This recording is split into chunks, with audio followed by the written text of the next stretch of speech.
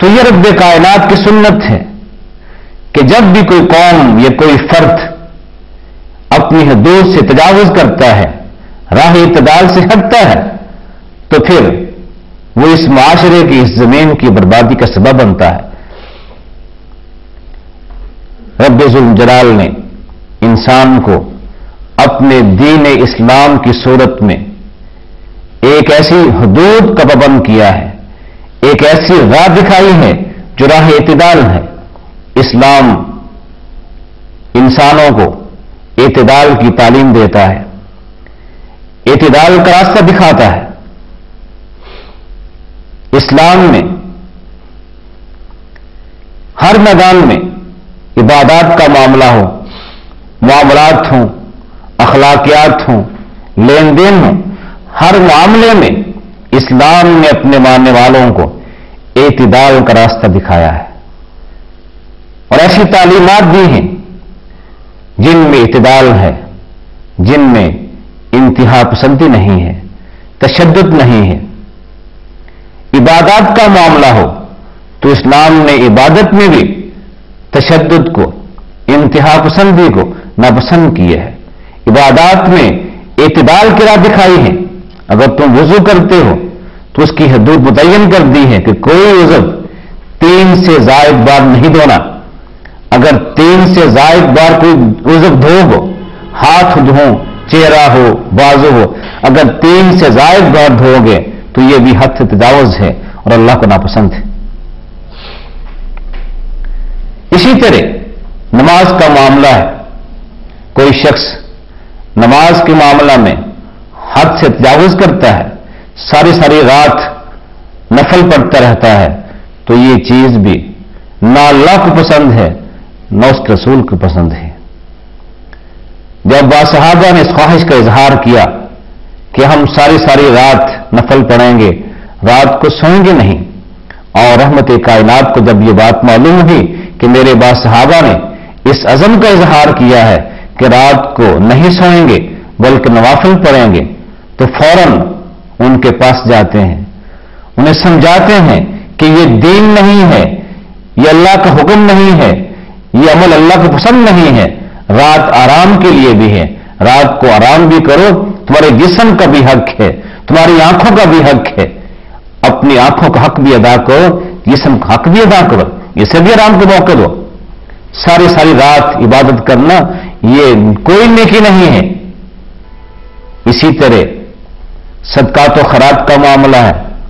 اسلام نے ہمیں اعتدال کی راہ دکھائی کہ یہ کوئی نیکی نہیں ہے کہ انسان اپنا سارا مال لوگوں میں خرچ کر ڈالے، صرف کر ڈالے، اپنے گھر والے بھوکے ہوں، خود بھوکا رہے اور لوگوں میں خیرات کرتا رہے، یہ کوئی نیکی نہیں ہے۔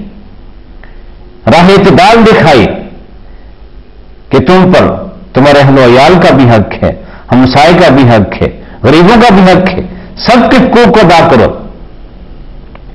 روزے کے معاملے میں ہمیں یہی تعلیم دی کہ جب بعض صحابہ نے اس بات کا اظہار کیا کہ ہم ہر روز روزہ رکھیں گے، تو آپ نے کہا کہ نہیں، یہ کوئی نیکی نہیں ہے۔ ان اللہ لا یکلف نفسا الا وسعها، کہ اللہ تعالیٰ اپنے بندے کو طاقت سے بڑھ کے تکلیف نہیں دیتا، اور ہر روز روزے رکھنا یہ کوئی نیکی نہیں ہے۔ اپنے جسم کو بھی راحت پہنچاؤ، ایک دن روزہ رکھ لیا کرو، ایک دن چھوڑ دیا کرو۔ تو اسلام نے عبادات کے معاملہ میں بھی ہمیں اعتدال کی راہ دکھائی ہے اور تشدد سے، انتہا پسندی سے منع فرمایا ہے۔ آپ نے دیکھا کہ ایک آدمی دودھ میں کھڑا ہے، پوچھا کہ کیا معاملہ ہے؟ بتایا گیا کہ اس آدمی نے نظر مانی تھی کہ دودھ میں کھڑا ہوگا، سائے میں نہیں جائے گا، کھڑا رہے گا، بیٹھے گا نہیں، کچھ کھائے پیے گا نہیں، کسی سے بات نہیں کرے گا۔ تو آپ نے فرمایا کہ یہ کوئی نیکی نہیں ہے۔ دودھ میں کھڑے ہونا، خود کو مصیبت میں ڈالنا، مشقت میں ڈالنا اپنی مرضی کے ساتھ، یہ کوئی نیکی نہیں ہے۔ اسے کہو سائے میں آ جائے، بیٹھ جائے اور لوگوں سے بات بھی کرے۔ ہاں، روزہ رکھنا عبادت ہے، اپنا روزہ مکمل کرے، لیکن سائے میں آ جائے، بیٹھ بھی جائے اور بات بھی کرے۔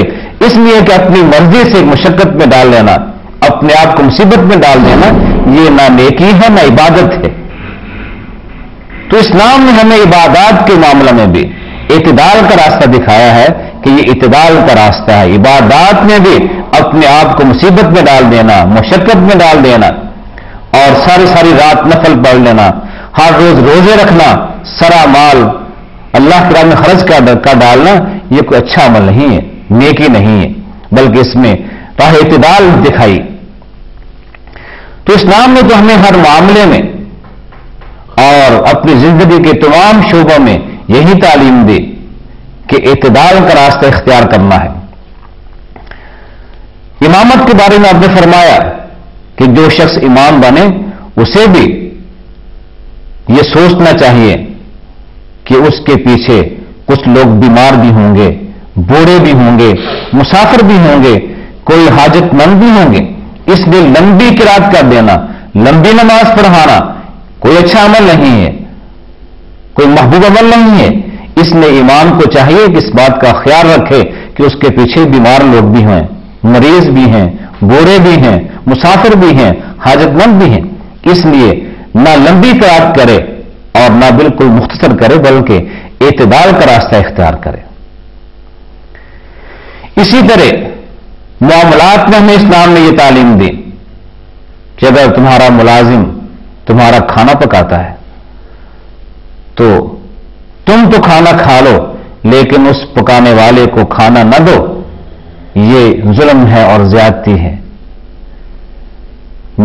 جو کھانا تمہارے ملازم نے پکایا ہے تمہیں چاہیے کہ اپنے ساتھ بٹھا کر اسے کھانا کھلاؤ.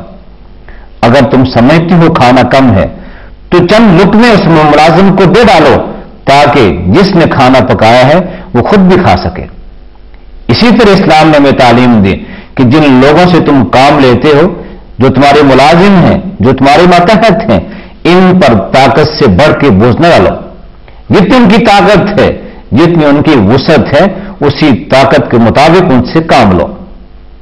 ہاں، اگر تم طاقت سے بڑھ کے ان سے کام لینا چاہتے ہو، تمہاری مجبوری ہے، تو ان کے ساتھ شریک ہو جاؤ، ان کے ساتھ معاونت کرو، مل کے کام کرو. یہ نہیں کہ ملازم ہے، غریب آدمی ہے، تم اس پر طاقت سے بڑھ کے بوجھ ڈال دو، یہ مناسب نہیں ہے. حیوانات کے بارے میں اسلام نے یہ تعلیم دی ہے کہ یہ حیوانات بھی اللہ کی مخلوق ہیں. تم اگر حیوانات سے کام لیتے ہو تو ان کے آرام کا اور خوراک کا بھی خیال کرو. یہ نہیں کہ حیوان سے کام تو خوب لو لیکن نہ اسے آرام کا موقع دو اور نہ اس کی خوراک کا خیال رکھو. اس کی بھوک اور پیاس کا بھی خیال رکھو اور اس کے آرام کا بھی خیال رکھو. تو ہر جانور سے اس کی طاقت کے مطابق کام لو، حیوان پر بھی طاقت سے بڑھ کے بوجھ نہ ڈالو. اسی طرح دشمن کے بارے میں ہمیں اسلام نے یہ تعلیم دی ہے کہ اگر کوئی دشمن ہے، تمہارا مخالف ہے اور وہ معافی مانگنے کے لیے تمہارے پاس آ گیا ہے، اسے بھی معاف کر ڈالو. بے شک وہ دشمن تھا لیکن جب وہ معافی کا طلبگار ہو کے تمہارے پاس آیا ہے تو اس کو معاف کر دینا یہ تمہارا فرض بنتا ہے. اور رحمت کائنات نے اپنے اسوہ کے ساتھ میں اس بات کی تعلیم دی کہ جب آپ کے پیارے چچا حضرت حمزہ کا قاتل واشی طائب ہو کے آتا ہے اور آپ کے سامنے وہ تصور موجود تھا کہ کس طرح وحشی نے میرے چچا حضرت حمزہ کو شہید کیا تھا، لیکن یہ سب کچھ جانتے ہوئے آپ اسے معاف کر دیتے ہیں.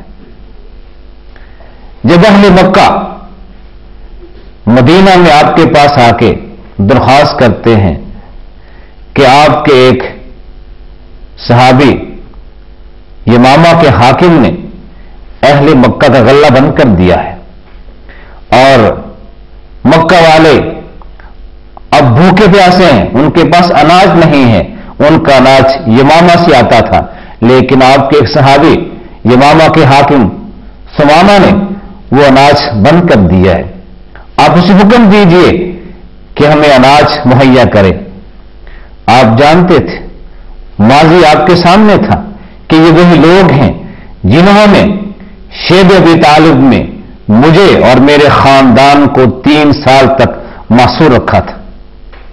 हमारे बच्चे बिलखते थे, रोते थे, चिल्लाते थे, लेकिन उनको खाने की कोई चीज नहीं मिलती थी। हमारे बच्चों की चीखें रात को बुलंद होती थी, लेकिन ये सब लोग हमारे बच्चों की चीखें सुन के खुश हुआ करते थे। आज ये मेरे पास दरखास्त लेके आए हैं कि मैं इनका अनाज बहाल करवा दूं, लेकिन आपने कोई इंतकामी जज्बे का इजहार नहीं किया। सब कुछ याद था कि किस तरह इन लोगों ने मुझे मेरे शहर से निकाला, मेरे घर से निकाला, किस तरह मेरे मानने वालों पे जुल्म के पहाड़ ढाए, लेकिन सब कुछ जानते हुए आपने कहा कि ठीक है, तुम्हारा अनाज बहाल कर दिया जाएगा।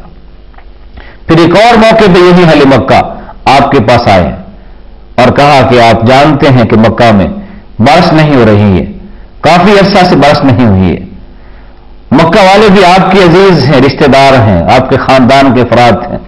आप अल्लाह से दुआ कीजिए कि अल्लाह बारिश बरसाए। तो आपने तब भी इनकार नहीं किया, अहल मक्का के लिए दुआ की कि अल्लाह इनकी जमीनों को सराब कर दें, क्या साले की असर खत्म कर डाले। तो इस्लाम ने हमें यह तालीम दी कि दुश्मन के साथ भी यह अंदाज इख्तियार नहीं करना है एतिदा का, ज्यादती का, जुल्म का, बल्कि दुश्मन के मामले में भी एतिदाल का रास्ता इख्तियार करना है। इसी तरह हुकूमत के मामला में भी इस्लाम ने हमें एतिदाल का रास्ता दिखाया है कि कहीं ऐसा ना हो कि तुम इक्तदार के नशे में आके हद से बढ़ जाओ, लोगों पे जुल्म करो, ज्यादती करो, अपने हकूक का मुतालबा करो, लेकिन अपने फराइज से गाफिल रहो। नहीं, अगर तुम्हें अल्लाह ने इक्तदार दिया है, तुम्हारे अंदर बजाय फख्र और गरूर के आजी आनी चाहिए, इंकसारी आनी चाहिए। तो उमर फारूक देखते अपने दौर खिलाफत में कि एक बूढ़ा मदीना मुनव्वरा में भीख मांग रहा है। तो आप पूछते हैं क्या बात है, क्या मामला है तुम्हारा? तो बूढ़ा कहता है कि मैं एक यहूदी हूं और अब मेरे पास हिम्मत नहीं है, ताकत नहीं है कि मैं मजदूरी कर सकूं, तजारत कर सकूं, कोई काम कर सकूं, जबकि तुमने हम यहूदियों पे टैक्स आयद किया है जिज़िये का।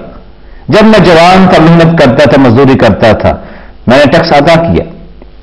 अब मैं बूढ़ा हो चुका हूं, मैं टैक्स अदा नहीं कर सकता, इसलिए मैं भीख मांगता हूं ताकि भीख मांगकर मैं टैक्स अदा करूं। जब उस बूढ़े की बात उमर फारूक सुनते हैं तो दिल में कहते हैं कि हमने ज्यादती की, कि इन लोगों से जब ये जवान थे, बाहिम्मत थे, हमने टैक्स अदा करते रहे, लेकिन आज बूढ़े हो गए और हमारे टैक्स अदा करने के लिए भीख मांग रहे हैं। फौरन ही कानून तब्दील कर दिया कि वो अहले किताब जो बूढ़े हो जाएं और कारोबार न कर सकें, मजदूरी न कर सकें, उनसे टैक्स नहीं लिया जाएगा, उनका टैक्स मुआफ है, बल्कि हुकूमत उनके खराज बर्दाश्त करेगी। अगर वो मेहनत नहीं कर सकते हैं, कमा नहीं सकते हैं, तो हुकूमत उनके अखराजात खुद अदा करेगी। यह है राह इत्तिदाल और यह है रोशन ख्याली